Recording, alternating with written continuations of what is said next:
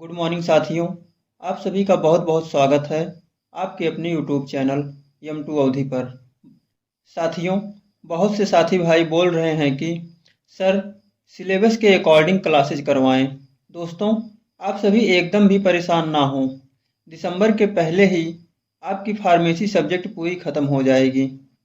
दोस्तों, हम आप सभी के लिए फार्मेसी से रिलेटेड सभी टॉपिक की क्लासेज इसलिए करवा रहे हैं क्योंकि यहाँ पर यूपी ट्रिपल एससी होम्योपैथी के साथ साथ D triple S B homeopathy के भी बच्चे हैं और यह क्लास यूपी ट्रिपल एससी और डी ट्रिपल एस बी दोनों के लिए है। इसलिए आप सभी फार्मेसी के लिए बिल्कुल भी परेशान ना हों। साथियों, जिन साथियों ने अभी तक टेलीग्राम ग्रुप को ज्वाइन नहीं किया है, ज्वाइन कर लें। इसका लिंक वीडियो के डिस्क्रिप्शन में दिया गया है, नहीं तो @अवधि45 सर्च करके भी ज्वाइन कर सकते हैं। साथियों, आज का हमारा टॉपिक है पोसोलॉजी। इस चैप्टर में हम सभी होम्योपैथिक दवा की खुराक के सिद्धांत के बारे में जानेंगे और दवाएं कैसे ली जाती हैं, दवाओं के खुराक के बारे में पूरी जानकारी लेने वाले हैं। तो साथियों, क्लास को शुरू करते हैं। पहली हेडिंग है पोसोलॉजी। साथियों, पोसोलॉजी ग्रीक शब्द से बना हुआ है जो पोसोज और लोगोस से मिलकर बना है। पोसोज का अर्थ है हाउ मच अर्थात कितना, जबकि लोगोज का अर्थ है स्टडी या डिस्कोर्स अर्थात अध्ययन। साथियों, इसमें पॉइंट के माध्यम से समझेंगे। इसमें पहला पॉइंट है पोसोलॉजी का अर्थ है दवा की खुराक का सिद्धांत अर्थात डॉक्ट्राइन ऑफ डोजेज। इसमें दूसरा पॉइंट है खुराक ग्रीक शब्द डोसिस से ली गई है जिसका अर्थ है किसी दवा या अन्य चिकित्सीय एजेंट की मात्रा को एक समय में या एक निश्चित अवधि के भीतर आंशिक मात्रा में लेना या लगाना।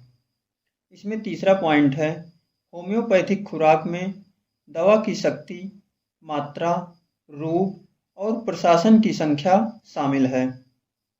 इसमें चौथा पॉइंट है खुराकों के सिद्धांत के अध्ययन को पोसोलॉजी कहते हैं। इसमें पांचवा पॉइंट है किसी भी चीज़ की होम्योपैथिक खुराक का अर्थ एक अत्यंत छोटी खुराक है। साथियों, इसको अब थोड़ा और विस्तृत तरीके से जानते हैं। जैसे मरीज की संवेदनशीलता को मानने में विभिन्न कारक योगदान करते हैं, जैसे शक्ति का चुनाव। इसमें पहला है आयु, एज। बच्चों और युवा वयस्कों को उच्च शक्तियों हायर पोटेंसी की ज़रूरत होती है क्योंकि अंगों और ऊतकों में कोई टूट फूट नहीं होती है। इसमें दूसरा है बुढ़ापे में टूट फूट के साथ साथ विभिन्न अपक्षयी परिवर्तनों के कारण संवेदनशीलता धीरे धीरे कम हो जाती है, अतः उन्हें आमतौर पर कम या मध्यम शक्तियों या लो या मीडियम पोटेंसी की ज़रूरत होती है। इसमें दूसरा है लिंग। महिलाओं को मध्यम शक्ति तथा पुरुषों को उच्च शक्तियों की ज़रूरत होती है। इसमें तीसरा है आदत और वातावरण। इसके अंतर्गत पहला है उच्च क्षमताएं, हायर पोटेंसी।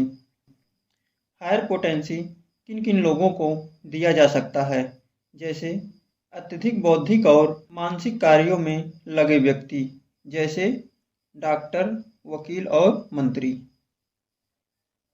दूसरा है कल्पना और भावनाओं का उत्साह। तीसरा है लंबी नींद। चौथा है गतिहीन व्यवसाय और पांचवा है एक स्तृण जीवन। साथियों, आदत और वातावरण के अनुसार निम्न क्षमताएं लोअर पोटेंसी किन किन लोगों को दी जाती है, जैसे बिना अधिक मानसिक परिश्रम के शारीरिक श्रम में लगे व्यक्ति को। दूसरा है जो कम सोते हैं। तीसरा है जिसका भोजन मोटा हो। चौथा है नशीली दवाओं के निरंतर प्रभाव के संपर्क में रहने वाले व्यक्ति, जैसे तंबाकू वाले, श्रमिक और डीलर। अगला है डिस्टिलर और शराब बनाने वाले तथा शराब और तंबाकू व्यापार से जुड़े लोग। अगला है ड्रगिस्ट, परफ्यूमर्स, केमिकल वर्कर्स आदि को। अगला है बेवकूफ़, मूर्ख और बहरे, गूंगे लोगों में लो पोटेंसी दी जाती है। इसमें अगली हेडिंग है गठन और स्वभाव के आधार पर क्षमताएं।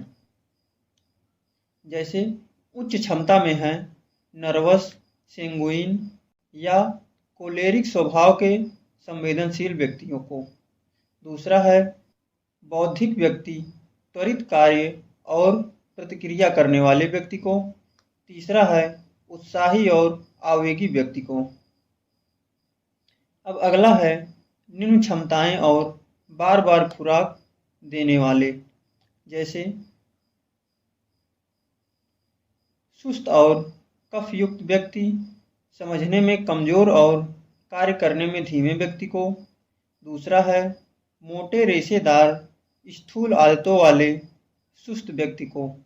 तीसरा है जिनके पास अत्यधिक मांसपेशीय शक्ति होती है लेकिन जिन्हें उत्तेजित करने के लिए शक्तिशाली उत्तेजना की आवश्यकता होती है। इसमें अगली हेडिंग है निम्न क्षमता लेकिन खुराक को लंबे अंतराल पर दोहराना। इसका उपयोग अति संवेदनशील रोगियों में किया जाता है और कुछ विशिष्ट उच्च संवेदनशीलता वाले व्यक्ति में खुराक को 2, 3 या 6 महीने के बाद भी दोहराया जा सकता है। साथियों, 5वीं हेडिंग है रोग की प्रकृति और गहराई। इसमें पहला पॉइंट है तीव्र रोग, एक्यूट डिजीज की प्रगति को रोकने के लिए उच्च शक्तियों, हायर पोटेंसी की बार बार खुराक प्रभावी होती है। इसमें दूसरा पॉइंट है कम जीवन शक्ति के साथ तीव्र रोग के लिए कम शक्ति की बार बार खुराक की आवश्यकता होती है। तीसरा पॉइंट है पुरानी बीमारियों, क्रॉनिक डिजीज की तीव्र अभिव्यक्तियाँ। इसमें पहला है स्थूल जैविक परिवर्तनों के साथ कम या मध्यम शक्ति। दूसरा है जैविक परिवर्तन की शुरुआत में या कार्यात्मक स्तर पर उच्च शक्ति का उपयोग किया जाता है। साथियों, चौथा पॉइंट है पुरानी बीमारियों में, जैसे माइग्रेन, तंत्रिकाशूल, न्यूरोसिस, पक्षाघात, इन सब में उच्च शक्ति यदि एकल या बार बार खुराक में दी जाती है तो उपचारात्मक कार्य करती है। दूसरा है मानसिक रोग में संवेदनशीलता उग्र ना हो, इसलिए कम शक्ति उपयोगी है। साथियों, 5वां पॉइंट है कठिन और असाध्य रोगों में 50 मिलीस्मल पोटेंसी सर्वोत्तम होती है। अगला पॉइंट है रोग का पिछला उपचार, जैसे जिन रोगियों ने कई होम्योपैथिक या एलोपैथिक दवाएं ली हैं उनके लिए उच्च शक्ति उपयोगी होती है। अगला पॉइंट है सोरा, साइकोसिस, सिफिलिस के शीघ्र और अस्थायी इलाज के लिए बार बार और बड़ी खुराक में उच्च शक्ति की आवश्यकता होती है। इसमें लास्ट पॉइंट है विभिन्न मियाज़मेटिक अवस्थाओं के लिए मध्यम या निम्न शक्तियों की आवश्यकता होती है। साथियों, इसमें 6वां हेडिंग है औषधि की प्रकृति। इसमें पहला पॉइंट है नोसोड। दवाओं के नोसोड समूह को इसके वास्तविक प्रभाव के लिए उच्च क्षमता में प्रशासित किया जाना चाहिए। इसमें दूसरा पॉइंट है कुछ दवाएं कम शक्ति या टिंचर में सबसे अच्छा काम करती हैं, जैसे क्रेटैगस, सबलसेरुलाटा, आर्सेनिक आयोड, कैलकेरिया आयोड। अगला पॉइंट है गंभीर पुरानी बीमारियों में डीप एक्टिंग रेमेडी की शक्ति के चयन में बहुत सावधानी बरतनी चाहिए। दोस्तों, अगली हेडिंग है खुराक के विभिन्न प्रकार, वेरियस काइंड्स ऑफ डोजेज। इसमें पहली हेडिंग है अधिकतम खुराक, मैक्सिमम डोज। यह दवा की अधिकतम या सबसे बड़ी संभव मात्रा है जो मानव जीवन के लिए हानिकारक नहीं है, जिसे एक व्यक्ति द्वारा एक समय में लिया जा सकता है। इसमें दूसरी हेडिंग है घातक खुराक, लीथल और फैटल डोज। इसे विषैली या मादक खुराक के रूप में भी जाना जाता है। यह खुराक की ऐसी मात्रा है जो किसी जीवित व्यक्ति की मृत्यु का कारण बन सकती है। विभिन्न पदार्थों की घातक खुराक अलग अलग हो सकती है, जो उनकी विषाक्तता पर निर्भर करती है। किसी हल्के मादक पदार्थ या जहर की घातक खुराक स्पष्ट रूप से एक मजबूत मादक पदार्थ या जहर की तुलना में अधिक होगी। साथियों, अगली हेडिंग है न्यूनतम घातक खुराक, मिनिमल लीथल डोज। यह सबसे छोटी खुराक है जिसे एक स्वस्थ व्यक्ति के लिए घातक के रूप में दर्ज किया गया है। अगली हेडिंग है बूस्टर खुराक, बूस्टर डोज। प्रारंभिक खुराक की क्रिया को बढ़ाने के लिए दी जाने वाली बाद की खुराक। अगली हेडिंग है आंशिक या अपवर्तक या विभाजित खुराक, फ्रैक्शनल, रिफ्रैक्टिव या डिवाइडेड डोज। यह पूरी खुराक का अंश है जिसे थोड़े थोड़े अंतराल पर लिया जाता है। दोस्तों, अगली हेडिंग है शारीरिक खुराक, फिजियोलॉजिकल डोज। इसमें पहला पॉइंट है शारीरिक खुराक हमारे शरीर के विभिन्न अंगों या प्रणालियों के सामान्य शरीर विज्ञान या कार्यों को उत्तेजित करती है। दूसरा पॉइंट है यह रोगी के लिए हानिकारक है। तीसरा पॉइंट है इसकी क्रिया विषैली होती है। चौथा पॉइंट है इसकी क्रिया क्यूरेटिव एक्शन के ठीक विपरीत होती है। साथियों, अगली हेडिंग है बहुत छोटा खुराक, इनफाइनाइटेसिमल डोज। इनफाइनाइटेसिमल का अर्थ है इनफाइनाइटेसिमल स्मॉल क्वांटिटी, अर्थात बहुत छोटा खुराक। इसमें अगली हेडिंग है औसत खुराक, एवरेज डोज। यह रोगी की आवश्यकता अनुसार डॉक्टर द्वारा समायोजित खुराक है। एसपीयूएस इस प्रकार की खुराक देता है। अगली हेडिंग है एकल खुराक, सिंगल डोज। एक दिन में केवल एक ही खुराक दी जानी चाहिए। अगला है दैनिक खुराक, डेली डोज। यह वह कुल मात्रा है जो एक दिन में दी जा सकती है, या तो एक खुराक के रूप में या कुल मात्रा की 3 या 4 खुराक में विभाजित किया जा सकता है। साथियों, अगली हेडिंग है कुल खुराक, टोटल डोज। एक दिन में दी जाने वाली कुल खुराक है जिसे पार नहीं किया जाना चाहिए। दोस्तों, अगली हेडिंग है न्यूनतम खुराक, मिनिमम डोज। इसमें पहला पॉइंट है यह वह खुराक है जो बीमारी पर काबू पाने और उसे खत्म करने के लिए पर्याप्त है और मामूली होम्योपैथी उत्तेजना पैदा करने में सक्षम है, जिसे खाने के बाद शायद ही देखा जा सके। इसमें दूसरा पॉइंट है यह दवा की वह मात्रा है जो मात्रा में सबसे छोटी होते हुए भी प्राण शक्ति में सबसे कम उत्तेजना उत्पन्न करती है और फिर भी उसमें आवश्यक परिवर्तन के लिए पर्याप्त होती है। अगला पॉइंट है यह रोगी के लिए लाभदायक है। यह क्रिया में उपचारात्मक है। अगला पॉइंट है यह प्रकृति में विषैला नहीं है। इसमें लास्ट पॉइंट है इसकी क्रिया एक्शन की सिद्धि प्रूव हो चुकी है।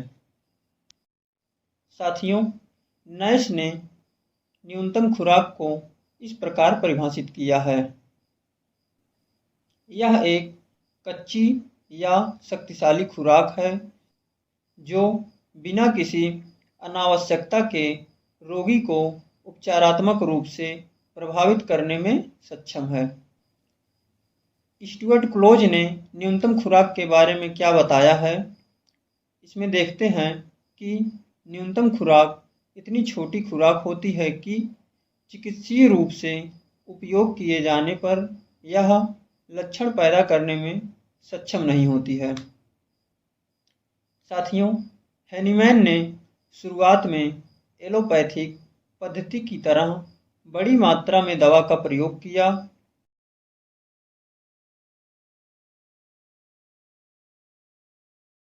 उनके द्वारा इनफाइनाइटेसिमल डोज का पहला संकेत मिलता है। 1813 में उन्होंने कहा कि सबसे छोटी खुराक बीमारी को ठीक करने के लिए पर्याप्त है और दवा की बड़ी खुराक के बाद गंभीर बीमारी हो सकती है। अगली हेडिंग है बड़ी खुराक का उपयोग करने के नुकसान। इसमें पहला पॉइंट है होम्योपैथिक दवा की बहुत अधिक खुराक हानिकारक है। दूसरा पॉइंट है हिंसक औषधीय रोग पैदा करता है। अगली हेडिंग है न्यूनतम खुराक के लाभ। इसमें पहला पॉइंट है एक सच्चा चिकित्सक अपनी अच्छी तरह से चुनी गई दवा को सूक्ष्म खुराक में लिखेगा जो बिल्कुल उतनी ही छोटी होगी जितनी कि बीमारी को दूर करने और ख़त्म करने के लिए पर्याप्त होगी। अतः गलत तरीके से चुनी गई दवा की छोटी खुराक से उत्पन्न होने वाली चोट नगण्य होगी। इसमें दूसरा पॉइंट है न्यूनतम खुराक लगाने से अवांछित वृद्धि से बचा जा सकता है। अगला पॉइंट है विशिष्ट गतिशील क्रिया जो दवा के असामान्य विशिष्ट लक्षण उत्पन्न करती हैं, दवा की न्यूनतम मात्रा द्वारा उत्पन्न होती हैं। इसमें अगला पॉइंट है खुराक की छोटी मात्रा दवा को कोई जैविक क्षति नहीं होने देती और न ही नशीली दवाओं की लत और दवा प्रभाव का कोई खतरा होता है। इसमें अगला पॉइंट है उपचारों की बेहतर और बेहतरीन उपचारात्मक संपत्ति का पूरा लाभ उठाने के लिए न्यूनतम खुराक दिया जाना चाहिए। अगला पॉइंट है रोग और औषधि के क्रम में समानता बनाए रखने के लिए न्यूनतम मात्रा उपयुक्त होती है। इसमें लास्ट पॉइंट है न्यूनतम खुराक की अवधारणा। न्यूनतम खुराक की अवधारणा अरंट शुल्ज द्वारा सत्यापित किया गया है। इनके अनुसार छोटी खुराक उत्तेजित करती है, मध्यम खुराक पंगु बनाती है और बड़ी खुराक मार देती है। साथियों, अगली हेडिंग है खुराक की पुनरावृत्ति, रिपीटिशन ऑफ डोजेज। इसे फार्माकोपोलेक्सी या मेडिकामेंटल रिपीटिशन भी कहते हैं। शीघ्र उपचार प्राप्त करने के लिए 3 शर्तों को पूरा करना होगा। पहला, सिमिलिमम, अत्यधिक सावधानी से चुनी गई दवा पूरी तरह से होम्योपैथिक होनी चाहिए। दूसरा है न्यूनतम खुराक, मिनिमम डोज, दवा न्यूनतम खुराक में दी जानी चाहिए जिससे महत्वपूर्ण उत्तेजना कम से कम हो सके। तीसरा है पुनरावृत्ति, रिपीटिशन, सर्वोत्तम चयनित दवा की न्यूनतम लेकिन शक्तिशाली खुराक को उचित अंतराल पर दोहराया जाना चाहिए। साथियों, अगली हेडिंग है खुराक की पुनरावृत्ति के लिए जिम्मेदार कारक। इसमें पहला है रोगी की स्थिति एवं प्रगति। इसमें पहला पॉइंट है किसी गंभीर या पुरानी बीमारी में सुधार की प्रत्यक्ष और निरंतर प्रगति किसी भी दवा की पुनरावृत्ति को रोकती है।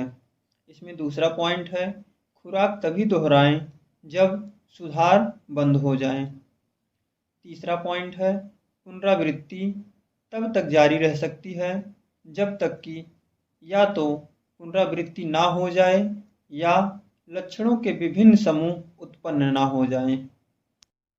साथियों, इसमें दूसरी हेडिंग है रोग की प्रकृति। इसमें पहला है तीव्र रोग, एक्यूट डिजीज। इसमें पहला पॉइंट है 5वें संस्करण के अनुसार सेंटीसीमल पैमाने में गंभीर बीमारियों में दवा हर 24 घंटे, 12, 8 या 4 घंटे में दोहराई जा सकती है। अधिकांश गंभीर मामलों में हर घंटे, यहाँ तक कि हर 5 मिनट में भी दोहराई जा सकती है। इसमें दूसरा पॉइंट है 66वें संस्करण के अनुसार 50 मिलीसिमल पैमाने में तीव्र बीमारियों में हर 2, 3, 4 या 6 घंटे के अंतराल पर दोहराया जाता है, जैसे दस्त, पेचिश, मलेरिया, टाइफाइड के रोगों में। इसके अलावा जरूरी मामलों में जैसे चिकन पॉक्स, टिटनेस, हैजा में दवा हर घंटे और बार बार दोहराया जा सकता है। इसमें दूसरी हेडिंग है पुरानी बीमारी, क्रॉनिक डिजीज। इसमें पहला पॉइंट है 5वें संस्करण के अनुसार दवा को 14, 12,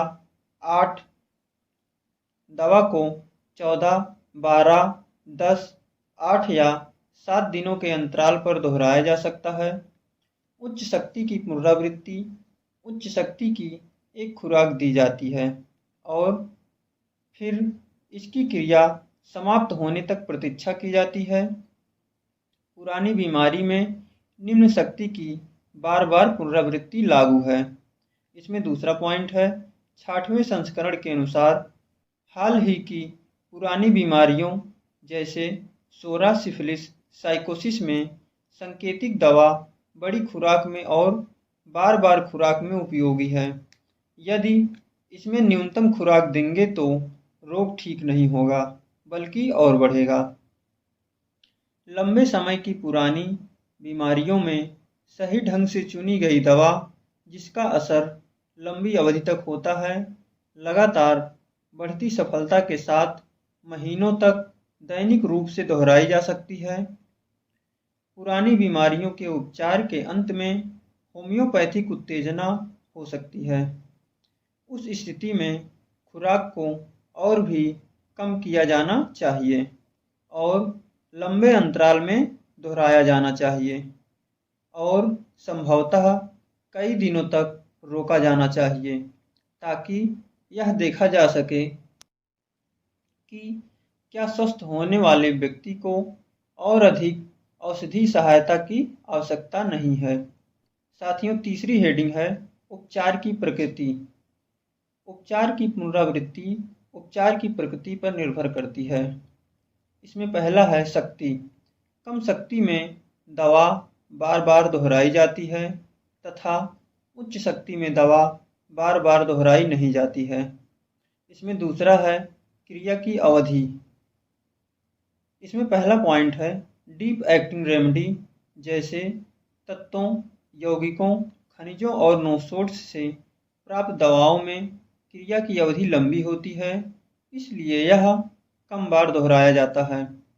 दूसरा है शॉर्ट एक्टिंग रेमेडी जैसे वनस्पति और पशु स्रोतों से प्राप्त दवाओं की क्रिया की अवधि कम होती है, इसलिए यह अधिक बार दोहराया जाता है। अगला है वैकल्पिक क्रिया वाली औषधियाँ। कुछ औषधियाँ ऐसी हैं जो मानव स्वास्थ्य में एक दूसरे के साथ बारी बारी से दो विपरीत अवस्थाएं उत्पन्न करती हैं। ये बदलती विपरीत स्थितियाँ औषधियों की प्राथमिक क्रिया द्वारा उत्पन्न होती हैं। औषधि की प्राथमिक क्रिया में दो विपरीत अवस्थाएं उत्पन्न करने की इस क्रिया को औषधियों की वैकल्पिक क्रिया कहा जाता है। साथियों, अगली हेडिंग है केंट के निर्देश। केंट के अनुसार पहली दवा तभी दोहराई जानी चाहिए जब सुधार रुका हुआ हो, जब मूल लक्षण अस्थायी रूप से गायब होने के बाद पहले की तरह समान सामान्य और विशिष्टताओं के साथ वापस आते हैं। साथियों, अगली हेडिंग है एकल चिकित्सा, सिंगल मेडिसिन। इसे मोनोफार्मेसी, सिंपलेक्स या पॉलीफार्मेसी भी कहते हैं। हैनीमैन एक समय में 2 या 2 से अधिक उपचारों के मिश्रण के खिलाफ थे, क्योंकि होम्योपैथी में केवल सबसे समान या समान, मोस्ट सिमिलर और द सिमिलम की ही आवश्यकता होती है। हैनीमैन ऑर्गेनान की धारा 272, 273 और 274 में एक समय में एक ही दवा के प्रयोग के बारे में बताते हैं। धारा 272 है, किसी भी मामले में एक समय में एक से अधिक एकल सरल औषधीय पदार्थ का सेवन आवश्यक नहीं है। धारा 273 है, किसी बीमारी में एक समय में एक ही साधारण दवा लिखना प्रकृति के अनुरूप और अधिक तर्कसंगत है। धारा 274 है, क्योंकि सच्चा चिकित्सक एकल और असंयुक्त रूप से दी जाने वाली सरल चिकित्सा द्वारा प्राकृतिक रोगों को सुरक्षित और अस्थायी रूप से ठीक करने में सक्षम होता है। साथियों, यह चैप्टर यहीं पे समाप्त होता है। आगे की क्लास में हम सभी एक दूसरे चैप्टर को जानेंगे। धन्यवाद दोस्तों।